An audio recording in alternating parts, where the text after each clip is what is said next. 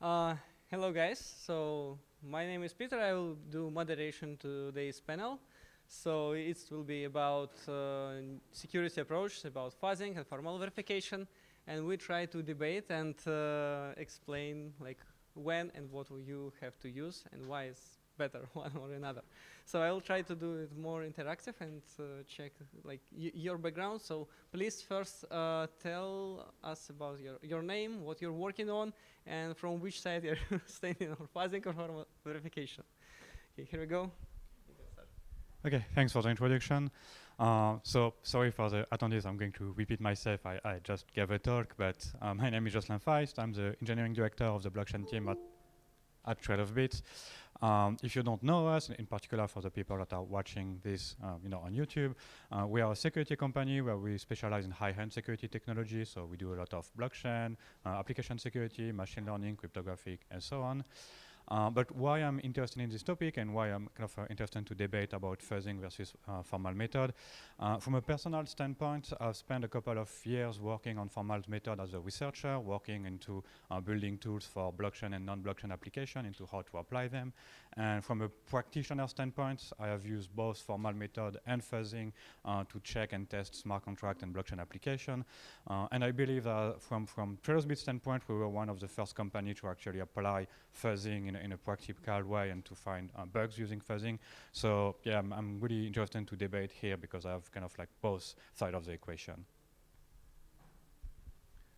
Thanks, Josselin. My name is Raoul Schaffranek. I work for Runtime Verification. We are also a security company, and we focus on formal methods, symbolic testing. Personally, I'm the tech lead of Symbolic, which is our Solidity debugger with a built-in symbolic execution engine. And I think I'm kind of playing on both teams because at Runtime Verification, we actually embrace fuzzing. We think everybody should use it, but then why not just go one step further and apply symbolic testing? Thank you. So my name is Josef. I'm co-founder and CEO of Ackee. We are smart contract auditors. And thanks for the invitation to the panel. Maybe I'll just drop a background, like I think how this started. We met with Oliver from Heads Finance 2 weeks ago in Munich on a panel where basically we started a discussion of fuzzing versus formal verification, and the time went out. So then he just tagged us on Twitter that we should continue this panel.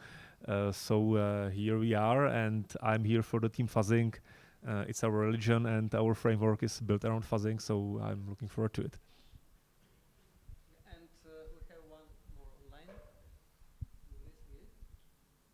Let's check the audio.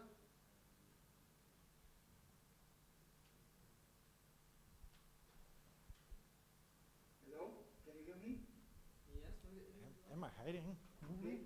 Sorry, I cannot come in person. I'm Mooly Sagiv. I'm an academic from Tel Aviv University, and 5 years ago, together with Shelly Grossman, we started Certora. In Certora, we do two things. We are basically developing the tool called Certora Prover. Certora Prover is formal verification, but it's actually more. It has static analysis of bytecode and many other things, but it's at the end, it gives you a formal verification, but in fact, it can be used, for example, the language, the CBL language, people are already thinking of using it for fuzzing, including us and other teams, they're afraid. So it's basically a declarative language for writing properties. Certora as a team, we also provide professional service for our client, which is security. That includes many things, including fuzzing and formal verification. Maybe, of course, I know the great panelists. I want to actually start by my own statement about this thing.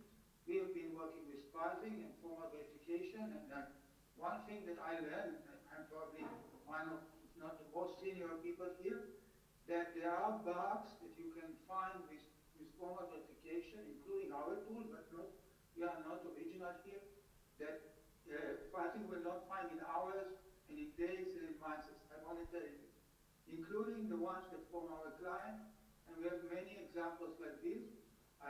Slowly we are publishing them, but in fact, fuzzing is great, and we encourage people. We use fuzzing all the time, but I think we need to run this extra mile because I think formal verification, especially if you have a code with multiple conditions. And this is, of course, true in Web 2, but I think in Web 3 it's actually not, it's more because you have many conditions that require another. And then excellent tools like Echidna, Foundry, Hardhat, they have hard time doing it. We ourselves done experiment actually running Echidna and Hardhat and Foundry on ours, and actually, so we really think that formal verification has to be used in addition to Feist. Okay, and which one should be used first? I think you should use all of them when you can use them. Sorry for taking too much of the time, but I want to spice the discussion. Okay, thank you, Mooly. So I will just continue your speech that you say that it's better to use formal verification with the fuzzing. So completely agree. So, but let's imagine the case. So I am your customer. So I say, hey, like I have like money only for like one thing. I can't do both. So what all of you like will recommend as security guys, like what to do first and when, like what should I choose? Let's like to be more specific, like let's example like there is some vault and like basic strategies. So common example, this is Eve that everyone knows, well secured by auditors, and you want to some good improve some strategies on top of this vault. So what all of you will recommend? Let's go. I think, okay, you want to go first? I can Okay, go. you can go first. No problem. Well, I think that I don't like the question because I think the issue is that at the end of the day for our client, the biggest concern is their time. From what I can see, all the fuzzing tools, including our formal verification, are for free. The issue is specification. We know that for fuzzing of course in Web 2 is useful also without the specification, I must admit. But in Web 3, you need to write spec, you need to write invariant, whether you want to use a kidnap or false or Certora proof. I think the interesting thing is the invariant. So I think, and invariants are very costly, but once you write them, you can use whatever. Sorry for going against you, but I think the question is not right. That's what I'm saying. Actually, I have another question about this. You already answered on this. Okay, but let's go with this one, and we will talk about this later. So I agree with Mooly on the sense that the most important part is how you define the invariant and what are going to be your invariant, because no matter which tool you use, if your invariant is not useful, it's not going to be useful. Like you can prove, for example, that your contract name doesn't change. Sure, that's great, but doesn't provide value. So now to go back to your question, which tool to use, I would argue that if you have a limited budget, and usually people have constraints, they can spend a couple of weeks on invariant, they can spend a couple of, at most like a month. Using a fuzzer is going to be way easier in terms of usability, in terms of coverage, in terms of how you define the invariant, than if you use any formal-based method tools. There were a lot of improvement, and Certora and runtime verification, they have both improved a lot the usability of their tool, but from a practical standpoint, if you need to spend 2 weeks to check some invariants, in my opinion, you will get way faster and you will get more coverage with fuzzing.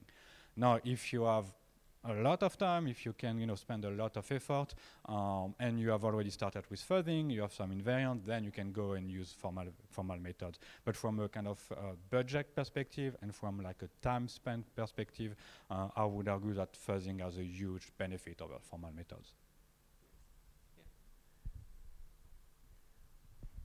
Yeah, I kind of agree here. So if you are on a limited budget, so basically when a client comes to us and wants to do formal verification and they don't have a fuzzing test suite, well, we first need to develop this test suite because it just speeds up our iteration cycle and makes formal verification also more feasible. That means, well, probably you don't even have a specification, not even a natural language specification. So I would probably recommend you like do an audit first and ask the security researchers about what they think are the critical invariants, the critical properties that should hold on your contracts.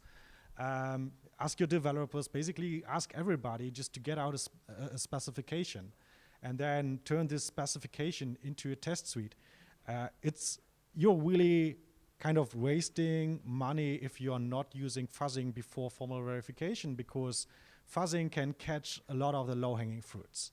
And if you're doing a formal verification proof that can take hours, the iteration time is lower, and you don't, and then you find a bug that you could have found with a fuzzer, well, that's just wasted time. So you actually want to have a proper fuzzing test suite first, and then if you have this test suite, if you have the formal specification, then it becomes a no-brainer to also feed the same test suite into a prover and try to get as much out of it as possible. Just go one step further. If you're lucky and your code base is not so complex, and I assume, like, if you're on a limited budget, you will probably not have a 5,000 lines of code base. You will probably have a simple, I don't know, a token contract maybe. So, and in these cases, when you have simple contracts, the chances that a prover can actually automatically find something is really huge. You will maybe not get to the level in a short amount of time where you actually get some proofs from a prover, but it can maybe find some more counterexamples than what the fuzzer gave you. Okay, maybe before we start comparing, I would just need to define a little bit, because fuzzing is like one huge topic, but there are different approaches. I had it in my talk, but just like very quickly, there is one type of fuzzing, property-based testing, which we are mentioning here, which basically works with invariants, but then it's basically like a okay, good. Then it's basically like a black box testing, which means like the fuzzer is just run around the code base, is doing something and is trying to navigate through the state space and break the invariants. The approach we do at Ackee with Wake framework, you can also do it with Foundry, is to giving the fuzzer a little bit more instructions by the tester, which means the tester writes the fuzz test, which basically specifies like which functions, sequences of functions should the fuzzer go to. And this very narrows the huge space where the fuzzer can navigate. Of course, the advantage is then it's extremely fast. The disadvantage is that we might lose some of the possible findings when the tester writes wrong test suite for that. But this is very effective. Now getting back to your question, I agree what the other speaker said. If I give an example, fuzzing is not like a replacement of an audit. It's a complementary method. So if we would have, for example, a contract with 1,000 lines of code, at Ackee it would be, let's say, 1 week of manual audit, the time duration for that. Plus, if we do a fuzzing campaign for that, which we always recommend, it's something like plus extra 30%, which means plus 2 man days. So this is around the number of time needed for this fuzzing campaign after basically the manual code review. And that's why I think it's very cost effective. And here I'm speaking about the fuzzing campaign that is working with the invariants and flows, which means it's not black box fuzz testing, but the guided fuzz testing. And this is at least our approach. But I completely agree that this is not catch-all solution. So of course, like the next logical step is the formal verification. If I can say one more thing, I don't know, can I? Yes, sure. So I think I totally agree that it depends also on the tool that you use for formal verification. The tools like interactive term provers like Lee, K, Coq, they are very powerful, but they're very hard to use. Ours has its own things. For example, we check the invariant starting from an arbitrary state. This is good because it makes finding bugs easier, but it makes it harder to write the invariant. So fuzzing could be more easy to start. I'm not saying it, but I really object to the claim that you need to do formal verification last. It's terrible from security, and for us particularly, it's terrible. When we get to clients, we often get too late. When we get early, we are much more beneficial and the client sees it. So I think formal verification first. If you have the tools like K and Coq, I would also actually argue that you should use formal verification first. But you need to think about the requirement of your code, ideally even in a natural language, in a white paper. You need to think of the requirement of the code. Once you have the requirement of the code, you should use every tool that you are familiar with, and Fuzzing is great, formal verification is great. Whatever tool you can use, you should use. But I think specification first and shift-left security is very, very good for this domain. I don't think we want to go to the formal verification last. I don't think it's a good idea. If I can have a question, we mentioned here the budget-oriented clients, let's say. So I don't really know much about formal verification. So if we have the example code base, as I presented, like 1,000 of lines of code in Solidity. So what does it mean in formal verification that if you start like with the client for the very beginning with this size of code base, how much time do you need to work like with the client to be confident? The problem is that what kind of properties you are trying to prove. If you are trying to prove, there used to be a joke about formal verification, you can only prove trivial properties about big program or complicated properties of small program. This is how I ended up in this space. So the issue is that for 1,000 lines of code, usually for us something like this initially is about 30 minutes of running time. But equal to this 30 minutes, 30, okay? For interactive term prover, it's months or years. I've worked with it myself, HOL, K, COM. For us, we actually, it also depends if this code includes assembly, not includes assembly, if this code is heavy, non-linear maps, if this code has a lot of interaction, delegate call, multi, we can talk about it. Solidity, now we are going to a Rust, it's another can of worms. So it really depends. Also, there is some kind of a network effect because, for example, if you are doing the next stable point or the next landing protocol, that's usually something that's easier for us. And I imagine other teams have different things. Yeah.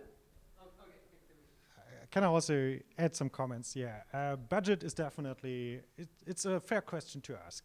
And our tooling, our prover, the K-prover, and control, this Solidity style, symbolic testing framework, they are completely open source. So that means like development teams can actually try them on their own. But formal verification is, most of the time, it's not a push button solution. It's not, you press a button, you wait some seconds, and then you get the feedback.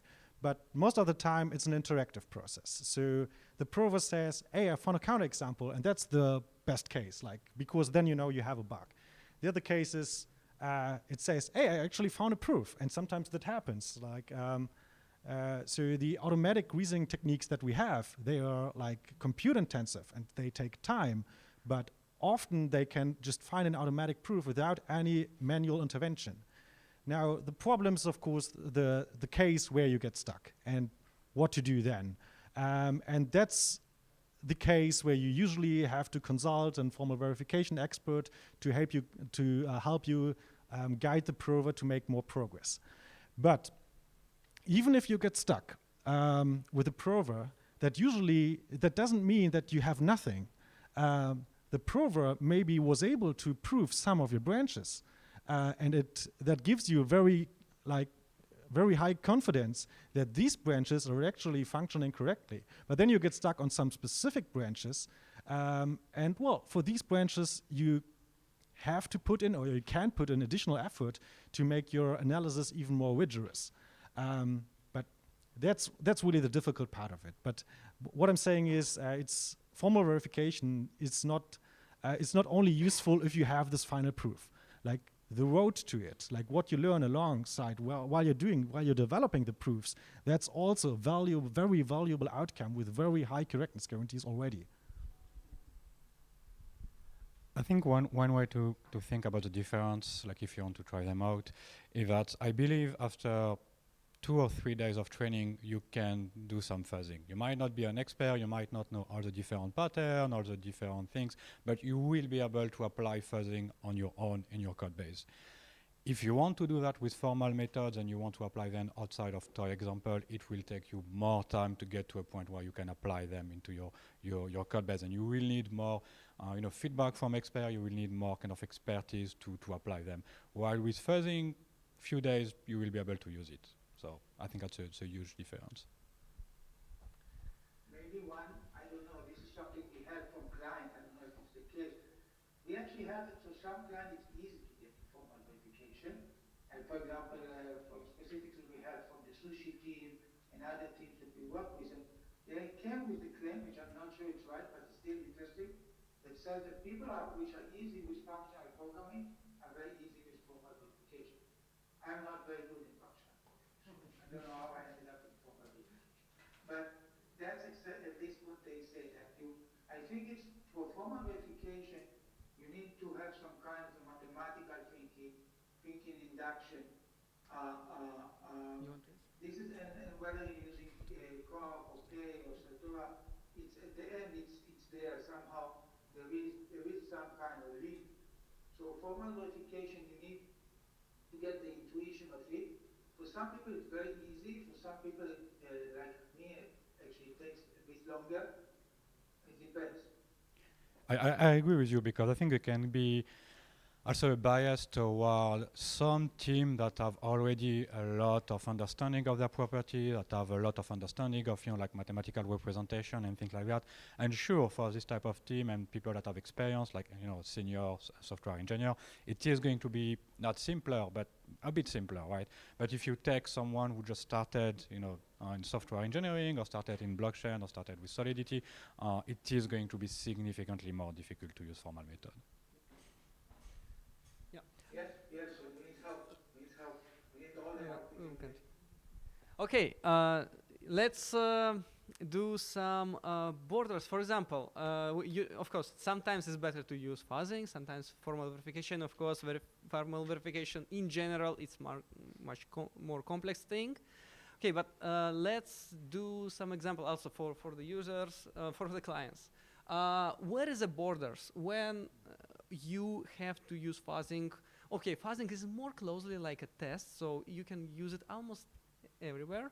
But formal verification, I think it has much more boundaries when you can use and what is not. And also for fuzzing team, like when, where is the caveats? When the fuzzing becomes like almost impossible to do.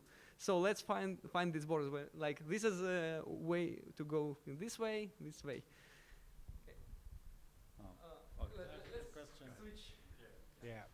Yeah. So I think one of the challenges of formal verification is typically that you have to come up with this formal specification. And there's actually a very good lesson that we learned here from fuzzing. So if you look at fuzzers like Echidna and like Foundry, they are using just Solidity to write their specifications. And for us, this was like it was pretty innovative when we had the idea, hey, why do we not just use these specifications and let them write in Solidity instead of writing them in some like formal verification language, which is usually looks very weird. So I think there's a lot that formal verification can actually learn from fuzzing. The other thing, and there's things that fuzzing can learn from formal verification.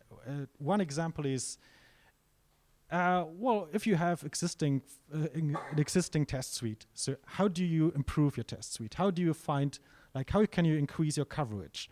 And actually, like the symbolic Solidity debugger tool that I'm developing at Runtime Verification is a really cool tool to find new edge cases in your code base, because it literally visualizes the entire state space for you. And you may notice when you look at this like symbolic execution graph, you might just, oh, well, I don't have a test case for this branch. And then you go and develop a fuzz test for that. And so now this branch is covered, your test suite improved, and then you can also do the next step and run it through control to eventually obtain approval on it. or to find some more counterexamples. Other limitations of formal verification is, of course, compute time. So fuzzing is really cool because you can just run it on every code base on your own computer and it will just finish in some seconds. Not the same case for formal verification. It takes longer. But you can use formal verification on your CI pipeline, and now the compute is not happening on your local computer anymore. It's not blocking you from making progress on your work, but it's maybe running on your nightly builds. So that's a good way of keeping the iteration cycle really short. Like use fuzzing all the time, use formal verification on your CI pipeline to hammer out like all the edge cases. Maybe before I answer your question, I would like to follow up. So how do you formally verify, for example, a project that is using integrations such as Anvil or Chainlink? Is that possible, or do you have a solution for that? Yeah, we do, but it's not as easy as fuzzing. So fuzzing has this great capability of just forking the mainnet, and then you can fork a contract basically from the mainnet, and you get the exact deployed bytecode. That's really, really cool about fuzzing. When you formally verify it, external calls are problematic. The reason is you need to know the contract that lives at on-chain. But we have a cheat code, for example, in Control that lets you just inject a specific bytecode at a specific address. And we have cheat codes for manipulating the storage. So you can actually test against the real on-chain, Chainlink, Aave, whatever contract, and even make your test more robust, because now your initial state does not have to be the state that is on chain, but you can make it more symbolic by making the storage, for example, more general. So we also have ways of doing it. The developer experience is not quite the same. So when you use Foundry and you just apply RPC endpoint or fork mainnet URL or something like that, it's all automated. Formal verification means you have to first go to Etherscan, copy that bytecode somewhere, and then use a cheat code in your test to actually inject it in this address. Yeah, but that's kind of a poor man's way of doing fork mainnet testing, and that's possible with Control. I can answer your question. So I think actually I come up exactly the opposite of runtime verification. So let me actually tell you where it's hard for us. There are many cases it's hard for us to apply formal verification. Some of them are current limitations, some of them are maybe more fundamental. So if your code is heavy with mass, for us, and there are other tools which are maybe better, but for statistical Certora prover, if you have a code with a heavy nonlinear mass, this is where we have to do some tweaks. And actually this is where we sometimes miss parts, and we use fuzzing, but still it's not enough. So when you have a code with heavy mass, it could be all heavy assembly. These are the cases that could be tricky for us. But where actually formal verification is easier than fuzzy, so that from a computational perspective, when you have code which is calls other code, that's essentially the opposite. So basically, let's look into our verification of the compound. When we verify compound is calling Uniswap. We did not know at this point how to verify Uniswap, but it's okay because we have this notion of calling procedure summaries, going in tools like Daphne and others. You can actually specify the behavior of the function that you are calling, and you can do abstraction. You specify it in a conservative way. This is something which is hard for Python because they have to execute. So basically, because we actually use abstraction, we can sometimes handle more complex code in a faster way. I know this is counterintuitive, but look into the case that we verify one contract calling other contract, and of course, things like chaining is very interesting. We usually don't model the precise oracle.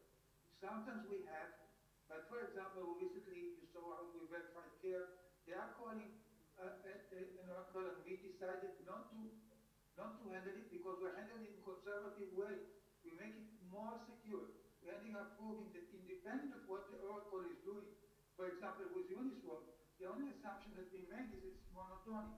Every time you give some money, it gives back money. And in fact, one interesting thing that we found a bug early before the compound was deployed, And it's a bug on interaction with Uniswap, despite the fact that we didn't actually model the Uniswap exactly.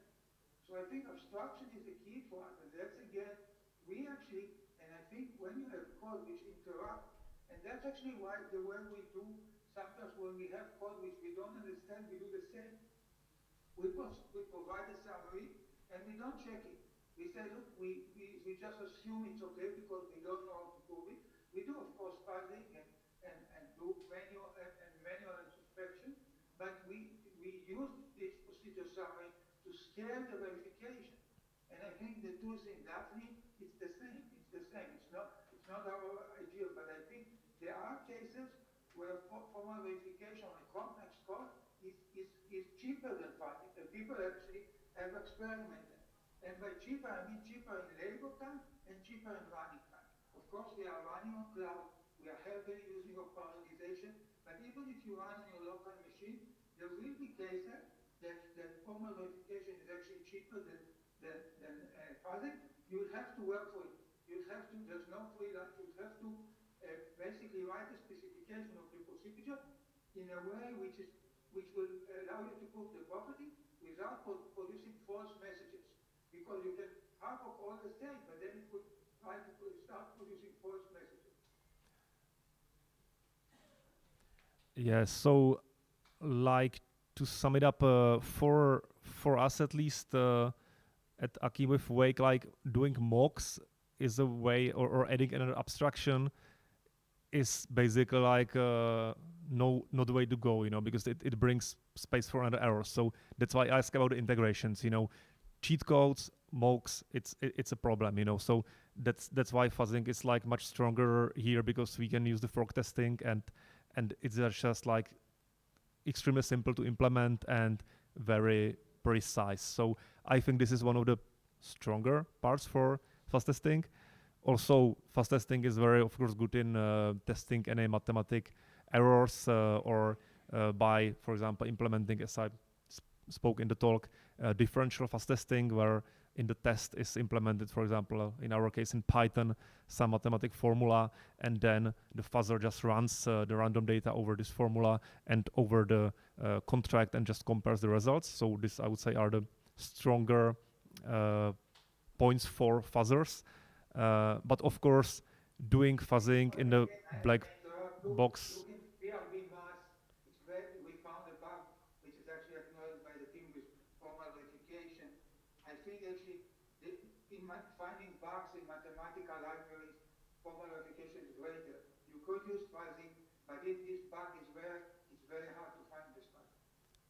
I actually think that fuzzing is very strong for mathematics with differential fuzz testing. It's like the use case number one for a fuzzer. So kindly disagree on this. And yeah, I guess these are the main advantages. Yeah, I just wanted to say that about the computation cost, you are speaking about black box fuzz testing, which means that the fuzzer goes like over the all states and all branches. This is something that we don't do at Ackee and at Wake. That's why we introduced the guided fuzzer, same as Foundry, where basically the tester has a more free hand where to send the fuzzer, and then it's very time effective regarding the computing power. So, can I? Okay. Okay. On the part to have mocks or function summary, I agree that sometimes, and I agree with Mooly, sometimes it's nice to be able to just provide a function summary and have like a semantic that works over that. That said, you have to be really careful when you do that, because if your function summary is wrong, you are proving something which is wrong. Now to the original question, which was when to use formal method over fuzzing. I think there are really two things to consider. The first one, which one of your invariants are the most critical, like the one for which you want to have the highest level of confidence. And the second one, which part of your code base is going to be the most amendable for formal method. For the first question, you should be able to answer and you should be able to understand which one of your invariants are the most important. For the second one, understanding which part of your code base is going to be amendable for formal method this is more difficult. This is where you need a bit more understanding and expertise into how to use this tool. So it's really like the two sides to consider when to start using formal method, in my opinion. Okay, so I will bring you one more topic to discuss. You can agree or like disagree and tell your opinion. So, for example, how I see like formal verification. You have to write the whole mathematical model of your system, and it's totally rely like how well you design it. For example, if there is some mistakes in the logic, so formal verification will just check that this is a logic. It is. Yeah, I see. It's not totally correct, but it's special to discuss about this because this is like narrative that I see. And from other side, the fuzzing works like you can find the bugs that you can even didn't mention that it exists in your logic, but by fuzzing you can find write the correct invariance. You can find these specific issues that you didn't think about them from the side of like developer. Yeah, so I would like to know, like to give you your opinion on this side. Let's start from you. So like just shuffle it. Can you recap the question? I got a little bit lost, or okay, let's go. So about the fuzzing and formal verification. So formal verification is just math model that prove only things. Yeah, so the thing is, how we're doing things at runtime verification, you don't have to write a math model of your smart contract. Instead, you just write property tests, like the same property test that I used for a fuzzer. And that's something that developers can do. So if you ask a developer to come up with a specification, he's lost. If you ask him to write a test suite, he knows exactly what to do. And I know that's one of the key differences between runtime verification and Certora. Certora has their own specification language that is CVL, and that looks kind of similar to Solidity, but it's not quite Solidity. So it takes you, I would say it takes a developer more experience to learn CVL first, and then you are really kind of writing, you're giving your specification in some foreign language that is not Solidity. So we try to make things easier for developers at runtime verification by just opting into Solidity. And I forgot the second part of the question, but I think that was about more fuzzing related. Yeah, like fuzzing, you can allow you to show Oh yeah, so the thing is, yeah, we are using the same tests as a fuzzer. So same specification format. You can run a test on it. You can run a fuzzer on it. It increases your iteration times. And then, well, why not go one step further? After like the fuzzer found all the low-hanging fruits, it found some counterexamples, you hammered out your implementation, some of the bugs were uncovered. So why not just go one step further and reuse the test suite, run control on it, and see how far you can go? So I'm gonna be quick. Don't worry. Yeah. Just like the summary is like fuzzing is a very hands-on engineering, straightforward approach, where the formal verification, of course, it's like more academic and abstract, and there are solutions such as yours that are trying to bring it more to the ground. And this is basically how I would answer that. Yeah. So just to, I guess Josselin wants to go next. No, go ahead. So CVL, just to correct, CVL is our language, but it includes Solidity. There are clients that write CVL, they don't get the benefit. CVL includes Solidity, so you can write a cell, we now integrate with boundary, and hopefully we'll integrate. The issue with CVL is it's a language that allows you to write something that you cannot expect in code, like quantifier, like code, because we think that writing specification is hard. By the way, we think that CVL is used for fuzzing too. It's not an issue of the CVL is a powerful language for writing invariant and other things, but you can also you can use a stop ruler to check equivalence between two pieces of code. There you don't write a single line, and you can use Solidity. You can use Solidity. The issue that CVL it gives you the, and of course if you're writing invariant in Certora, we assume they are inductive, which adds something to the code. Otherwise, you have is there, and you need to develop some effort to get the benefit of CPL, but if you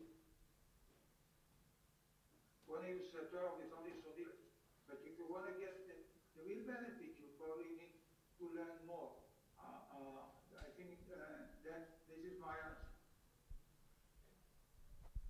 Yeah, I think I agree with your summary that fuzzing is a bit more engineer focused and formal method is going to be a bit more, mathematical focused. So I think that was a good summary. I have nothing else to add. Okay. So one more thing, can you tell about some good example of using fuzzing or formal verification to find some tricky bugs? So I'm pretty sure, from Ackee, you found very interesting things. I saw your reports, but something that's almost impossible to find without your tool. Maybe raise your hand if you're ready, and go. No. Let's just go Let's go by line. So yeah, we've used our fuzzer for 6 years now, and if you go on our report, you will find a lot of example, and we have a page with I don't know, a dozen of bugs. I think the place where fuzzer is really effective is, and I might disagree with Mooly here, is on arithmetic. Finding rounding issue, it's just one of the perfect tool because you can define what you want as an outcome of your arithmetic operation. I don't want the swap operation to give me more than what I gave. Let the fuzzer run, and the fuzzer is going to be able to find rounding issue. And because this type of issue are difficult to find manually, it's difficult to reason on the kind of range of arithmetic over complex formula. In particular, if you use fixed point arithmetics, fuzzer is just going to be really powerful for that. So that's definitely arithmetic is first go-to for fuzzer. Yeah, my favorite example is we formally verified the deposit contract of the Ethereum Foundation. So this is the contract when you want to become a staker on the proof of stake Ethereum, then you go there and deposit 32 ETH.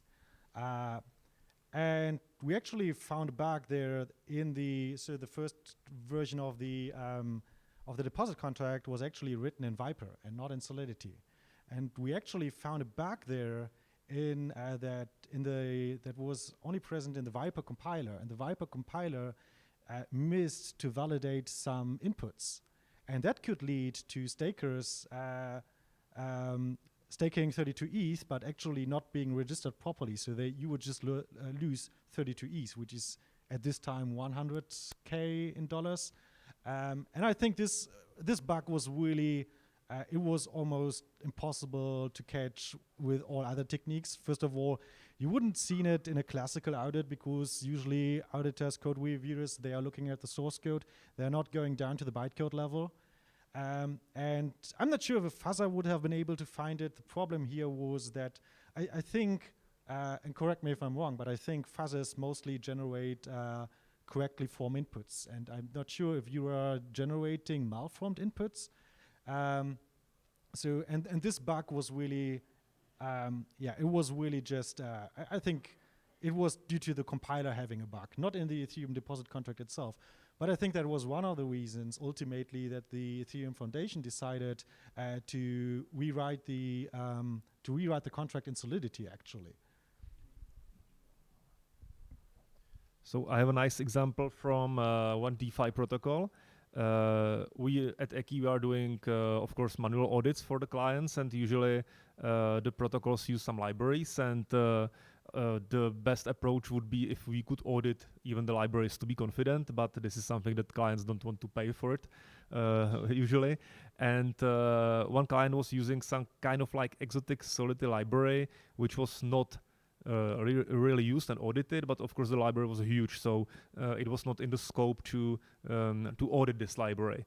And so our approach was that in Wake framework, which is in Python, where is the huge ecosystem of libraries, we have found a similar library. And it was doing some mathematics.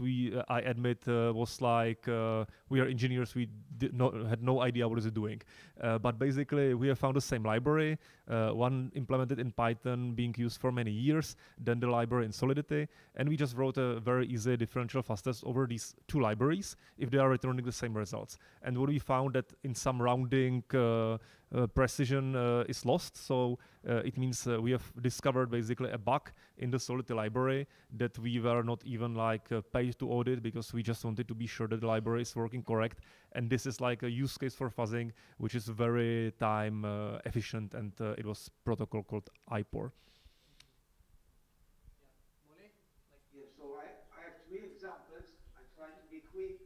So the first one is interesting because actually the Certora actually didn't exist at this time.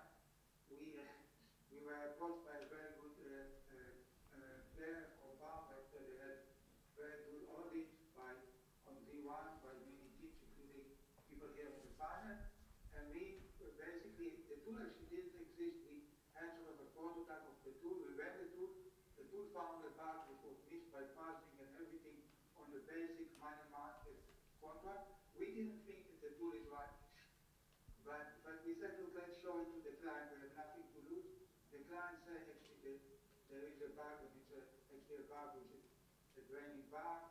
And then we said they wanted to engage with us. We couldn't actually. But then later on, actually, I think we got the tool to work. We secured many of the code. The second bug actually is even more interesting was sushi.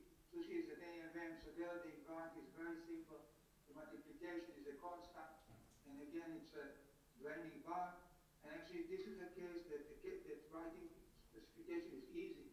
We show it to the client, actually the client understood the bug better than us and understood the implication better than us, which is interesting actually.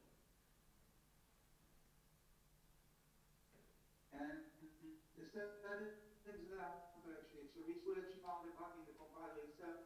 It's a memory safety issue. So our tool is actually analyzing the bytecode. So basically, the tool finds violation of the environment because there is a memory safety violated in the compiler itself. So I think actually fuzzing and formal verification can find hard bugs. I still think that formal verification, when done right, can find more bugs which are, especially in mathematical libraries and things that you have all, when you have multiple interaction, you can find more bugs. I also encourage at least the panelists, the people who are saying that formal verification is hard, try it. It's not going to bite. Try it. You have our version, there's Foremost, which is done as the open source version. Try formal verification, it's not that bad. Okay, so I have a question mostly like to formal verification team, but also if you have ideas. So how about this statement, like when you write the formal verification mathematical model, actually you rewrite the whole code from the beginning, and who guarantee that you don't make a mistake when you write the new code? So how to deal with this? Like, let's go. So it's actually, I think, a problem for both formal method and fuzzing, because when you write an invariant, no matter how you write it, you can have a bugs in invariant. And we have seen this happening a couple of times in projects that were verified or fuzz where there was a bug in an invariant. And that's a tough question. There are some techniques, like you can use mutation testing to give you a bit more kind of confidence into your invariant, but at the end of the day, as of today, this is the most difficult part, like writing correct invariant, writing like invariant that actually provide value is 80–90% of the work. Using a tool, using fuzzing formal method is the additional things, but yeah, it's still like a manual process. I totally agree. And it's the hardest part for us internally and externally. We have developed a lot of things. We have the open source Gambit, which is great. So basically it does mutation testing for now so this is one thing. We're also using answer core, which is basically the idea is when you verify something, you try to find what is there. That is a bit harder to use even internally, but it actually could be more useful than mutation testing when you know how to use it right. But still, at the end of the day, the spec is the most important thing, and getting the spec right is very, very hard. Sometimes people say that formal verification is making sure you have the same bug in the spec and in the code. So I think getting the spec right is very hard. But the honestly is that when you get it, it's a benefit of you. Sometimes we end up writing a specification, we show it to the client and say, oh, how come you haven't shown it to us before? Because they say, oh, we know we have the bug, we don't need it. So I think writing the specification gives you some value, but it's the hardest thing by far. And from experience, just by writing the specification, you might even find bugs. Like you don't run any tool, you just write the specification, and then you go, you look at the code, and you're like, oh, okay, something is not right. So. Exactly. And you write them in natural language, or you don't even need to read Solidity or CPL. Write them in English or in the language that you speak. Yeah, I agree here. So validating that your specification is meaningful or coming up with a specification in the first place is a super hard thing to do. And I think, well, you have to get as many perspectives on the code as possible. Like ask your development team what they think are the critical properties. Please do ask every auditing team or every code contestant, like, hey, what do you think are the critical properties? And can you give them to me, either in natural language or even better in some formal language? But really, everyone that is working on the security of your project should come up with some properties. And then we also have some tools that that help you improve the coverage of your code base. So by coverage, I don't mean now like the lines of code coverage, but I mean like really the semantic coverage of your smart contract. So there is Mooly mentioned it. There's Gambit, which is like a mutation testing tool. So it inserts random bugs into your smart contracts, and it tries to see if your test suite can actually catch it. So that's a really cool thing. And then some shameless advertising on my Solidity debugger that I'm building. It's also like a great tool to discover new test cases because it visualizes like all the branches for you. And then what you have to do as an auditor basically is you have to look at all the edge cases because that's where usually the bugs are. So it's really cool that you have them visually listed and you can actually checkmark them one branch at a time. And then you can actually see, hey, okay, for this branch, I actually don't have a test case. I should definitely add one to my test suite for that. So that's another way of increasing the coverage of your test suite in a semantic way, like the semantic coverage really of your properties. Yeah, I think I completely agree. Like creating the model is one thing. Of course, with fuzzing, it's a bit easier because they're just like the invariants or flows as we have it in Wake. But then the question is like how to approach the maintenance and updates because of course like the protocols are evolving and this is something that we have to keep in mind as well when there's a new version of a protocol. So like every release should be audited, of course, and that means the models needs to be also updated. And these are of course very nice retainer contracts for the auditing companies. But of course, when the things are simpler, it's a bit cheaper. So yes. Can I ask one question to the fuzzing team, like to the fuzzing team? Let's say formal verification was as usable and as fast as fuzzing. Do you think there would still be value in fuzzing, or would it just be replaced? And I'm aware that this is an idealistic scenario. But my comment here is, well, we are seeing orders of magnitudes in developer experience improvement every year. Like if you look at what formal verification was like 3 years ago, it was really just the domain of the experts.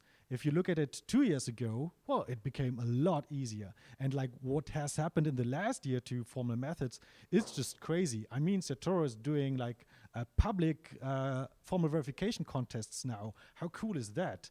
We have this tool Halmosh, and independent security researchers are using it. We have this visual debugger that's coming up. So that's like the improvement rate of formal methods is at an incredibly rate right now. Short answer, yes.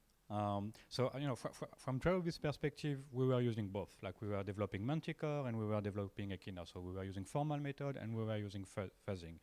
From our experience and from the time we have spent, it was clear that the value proposition of formal method was below fuzzing. So we stopped using formal method. If we get to a point where formal method is as easy, as powerful, and cover everything that a fuzzer can do, then more than happy to do the switch. That said, there are things that I don't think are going to be that easy to solve on a technical challenge. Like for example, if you fuzz something which is a hash, which use a hash function or this type of things where a fuzzer can just concretely execute like the code, or like some cryptographic primitive, like some things like that, or complex arithmetic like non-linear arithmetics, which are just challenging from like a theoretical point of view. If all of that is solved, sure, we will be happy to do the switch. But yeah, most likely it's an open challenge. Yeah. I think like in the end, our job is the same. There is a state space of a program and there are invariants and we just need to explore the state space.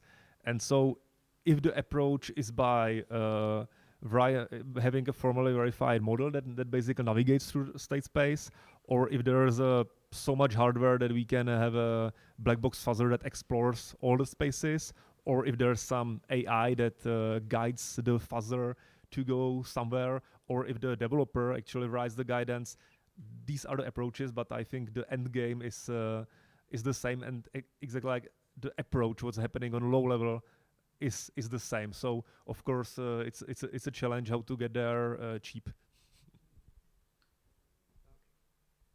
Thanks, guys. So we have just a couple more minutes. So I will just give you like final 30 seconds thoughts about like maybe some recommendations for developers and how to interact with your tools. And yeah, here you go. So yeah, at Trail of Bits, we are building smart contract further. We have Ackee now and now Medusa.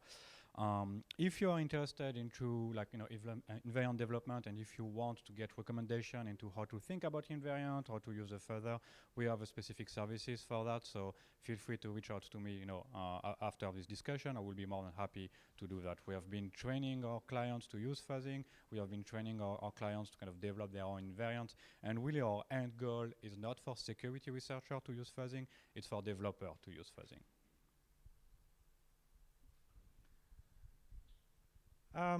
Yeah, so Raoul from Runtime Verification, we build formal verification tools, and we embrace everybody to use a fuzzer, and then we use the same specification, the same property tests, and use control on it. And I want to pick up a recommendation from Mooly that is just get hands-on. Formal verification is really no longer the topic of the of PhDs at some university. It's became really accessible to developers over the recent years.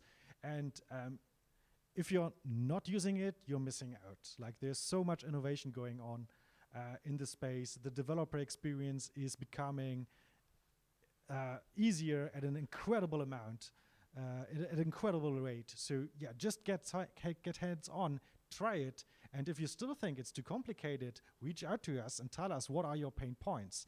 And then maybe if it's not for you yet, then try it in 2 months, try it in 3 months. Like the rate at which we are innovating, that's just crazy at the moment.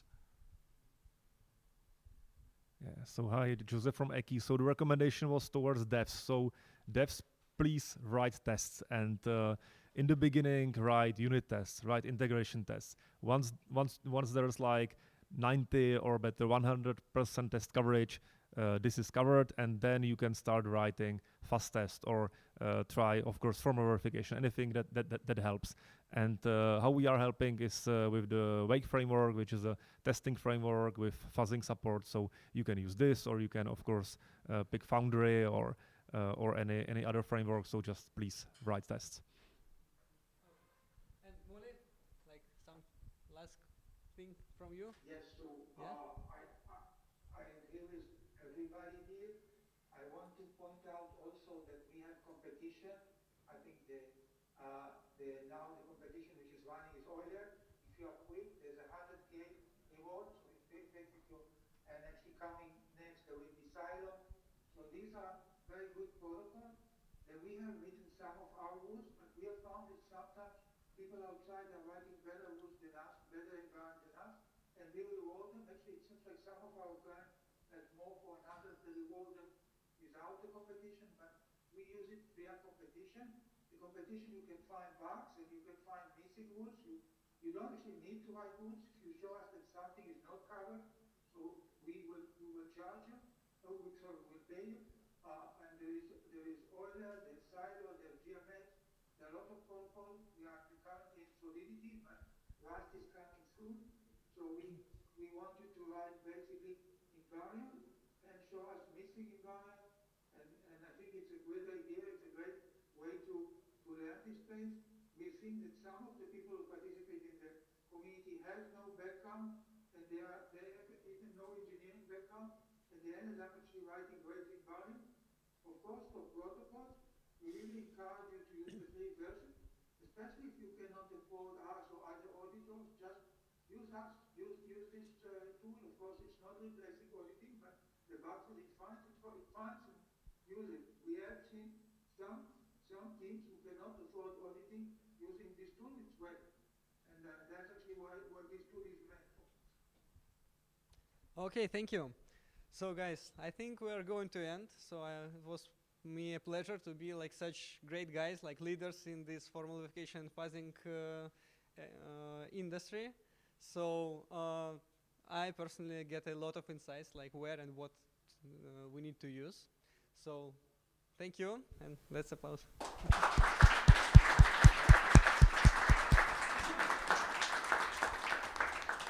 And thank you for moderating the panel. Thank you. Thank you. Thank you, Mooly. Yeah. Hopefully, Bye bye.